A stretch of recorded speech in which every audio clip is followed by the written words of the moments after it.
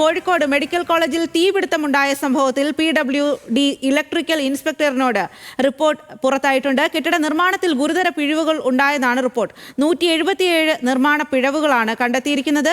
UPS, ബാറ്ററികൾ, സ്വിച്ചുകൾ എന്നിവ സ്ഥാപിക്കുന്നതിൽ പിഴവുണ്ടായെന്നും റിപ്പോർട്ടിൽ. വിവരങ്ങളുമായി ലിനറ്റ് വർഗീസ് ആണ് ചേരുന്നത്. ലിനറ്റ്, ഗുരുതരമായിട്ടുള്ള പിഴവുകൾ തന്നെയാണ് ഉള്ളത് എന്നുള്ളതാണ് ഇപ്പോൾ ഈ ഒരു റിപ്പോർട്ടിൽ പറയുന്നത്. ഇതപ്പോൾ നേരത്തെ കണ്ടുപിടിക്കാൻ സാധിക്കാത്ത പിഴവുകളായിരുന്നു. എങ്ങനെയാണ് ഈ ഒരു അപകടം അവിടെ ഉണ്ടായത്? ഈ ഇലക്ട്രിക് വിഭാഗത്തിന്റെ കണ്ടെത്തലുകളാണ് ഇപ്പോൾ പുറത്തു വന്നിരിക്കുന്നത്. 177 ഇലക്ട്രിക്കൽ വിഭാഗത്തിന്റെ നിർമ്മാണ പിഴവുകളാണ് ഇപ്പോൾ കണ്ടെത്തിയിരിക്കുന്നത്. പക്ഷേ ഈ റിപ്പോർട്ട് ഇതിനു മുമ്പും ഇലക്ട്രിക് വിഭാഗം ഇത്തരത്തിലുള്ള ഒരു റിപ്പോർട്ട് നേരത്തെ നൽകിയിരുന്നു.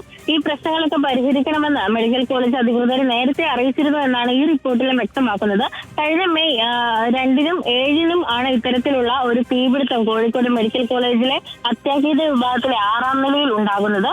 അതിനുശേഷം രോഗികളെയൊക്കെ മാറ്റുകയും ഈ ഒരു കെട്ടിടം അടച്ചിടുന്ന ഒരു സാഹചര്യമാണ് ഇപ്പോഴും ഈ ഒരു കോഴിക്കോട് മെഡിക്കൽ കോളേജിൽ ഉള്ളത്.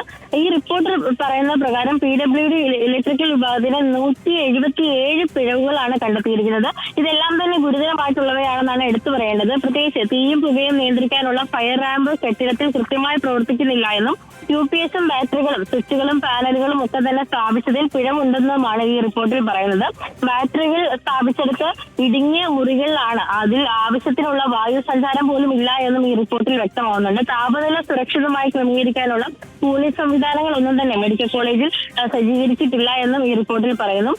ഫാൻ കോയിൽ യൂണിറ്റ് UPS-ന്റെ തൊട്ടുമുകളിലാണ് സ്ഥാപിച്ചത്. ഇതിൽ നിന്ന് വെള്ളം ചോർന്ന് UPS-ലേക്ക് വീണ് ഷോർട്ട് സർക്യൂട്ട് ഉണ്ടാകുമെന്നും റിപ്പോർട്ട് ചൂണ്ടിക്കാണിച്ചിട്ടുണ്ട്. ഇതോടൊപ്പം എടുത്തു പറയേണ്ട കാര്യം 2023-ലും 2024-ലും ഇത്തരത്തിലുള്ള ഇലക്ട്രിക് വിഭാഗത്തിന്റെ പരിശോധന ഈ ഒരു മെഡിക്കൽ കോളേജിൽ നടന്നിരുന്നു. അന്ന് തന്നെ ഈ കോഴിക്കോട് മെഡിക്കൽ കോളേജിലെ അത്യാഹിത വിഭാഗത്തിൽ ഇത്തരത്തിലുള്ള പിഴവുകൾ ഉണ്ട് എന്ന് അവർ നേരത്തെ ചൂണ്ടിക്കാട്ടിയതാണ്. അന്നൊക്കെ ശരി ലിനറ്റ്, കോഴിക്കോട് മെഡിക്കൽ കോളേജിൽ തീപിടുത്തമുണ്ടായ സംഭവത്തിലാണ് PWD ഇലക്ട്രിക്കൽ ഇൻസ്പെക്ടറേറ്റിന്റെ റിപ്പോർട്ട് പുറത്തു വന്നിരിക്കുന്നത്. ഗുരുതരമായിട്ടുള്ള പിഴവുകൾ ഉണ്ടായി എന്നാണ് ആ റിപ്പോർട്ടിൽ പറയുന്നത്.